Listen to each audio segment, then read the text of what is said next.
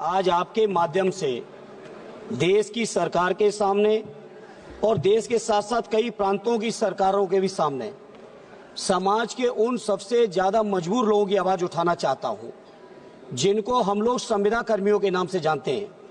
सभापति जी, अभी पिछले दिनों केरल की आवाज उठी आशा बहुओं की, और इसी तरह के हालात पूरे देश के अंदर हैं। अगर हम केवल उत्तर प्रदेश की बात करें सभापति जी, तो आशा बहुएं अकेले 4 लाख इनको केवल रजिस्ट्रेशन के लिए 2,000 रुपए मिलते हैं और 600 रुपए पर केस मिलते हैं। रोजगार सेवक लगभग 40,000 केवल 8850 रुपए। शिक्षा मित्र 1,48,000 इनका मानदेय केवल 10,000। आंगनबाड़ी सहायिकाएं और उनकी आंगनबाड़ी कार्यकर्ती लगभग 7.5 लाख और इनको मानदेय मिलता है केवल 5,000 और 2700। इसी तरह से अनुदेशक लगभग 40,000, मानदेय केवल 8700। इसी तरह से पंचायत सहायक लगभग 40,000, मानदेय केवल 5,000। इसी तरह से रसोईया 3,76,796 और मानदेय केवल 2,000। ग्रामीण चौकीदारों की अलग समस्या। सभापति जी, मैं आपके माध्यम से केंद्र की सरकार जिसने लगातार वादे किए रोजगार देने के, लगातार भाषण चलते हैं 5वीं अर्थव्यवस्था के, आखिर ये अर्थव्यवस्था, आखिर ये इतना जो देश के अंदर संपन्नता जो डंका बजा रहे हैं बीजेपी के लोग, जो बातें करते हैं बड़ी बड़ी, जो बातें करते हैं डबल इंजन की, जो बातें करते हैं दुनिया में सबसे बेहतर इकोनॉमी की। मैं पूछना चाहता हूं, अकेले उत्तर प्रदेश के अंदर लगभग 18 लाख कर्मचारियों का ये हाल है।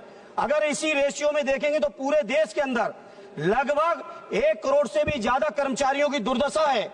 और साथ ही साथ सभापति जी, आश्चर्य इस बात का है, इसमें कहीं भी बाबा साहब भीमराव अंबेडकर जी के बनाए हुए संविधान में जो हमें रिजर्वेशन मिलना चाहिए दलित भाइयों को, जो रिजर्वेशन मिलना चाहिए पिछड़ों को, कहीं उसका कोई प्रावधान नहीं है। दिन नित नए षड्यंत्र, कैसे रिजर्वेशन को खत्म करें। रिजर्वेशन अगर सीधे खत्म नहीं कर पा रहे हैं तो आउटसोर्सिंग के माध्यम से खत्म कर दें। आउटसोर्सिंग कर्मचारियों का इतना शोषण हो रहा है सभापति जी कि मनचाही एजेंसियां हायर हो रही हैं।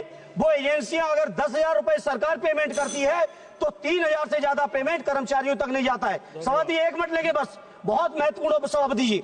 इसलिए आपके माध्यम से मेरी मांग है, इन तमाम संविदा कर्मचारियों को सरकारी कर्मचारियों को दर्जा मिले, इन कर्मचारियों की भर्ती में आरक्षण हो, इन कर्मचारियों की भर्ती के लिए जो सुविधाएं हैं उनके कल्याण की, परिवार की, ईपीएफ से लेके तमाम सुविधाएं, वो सुविधाएं मिलनी चाहिए। सभापति जी, इस बात से आप सोचिए, अकेले उत्तर प्रदेश के अंदर 1500 से ज्यादा शिक्षा मित्रों ने आत्महत्या की है। बैठे रक्षा मंत्री जी।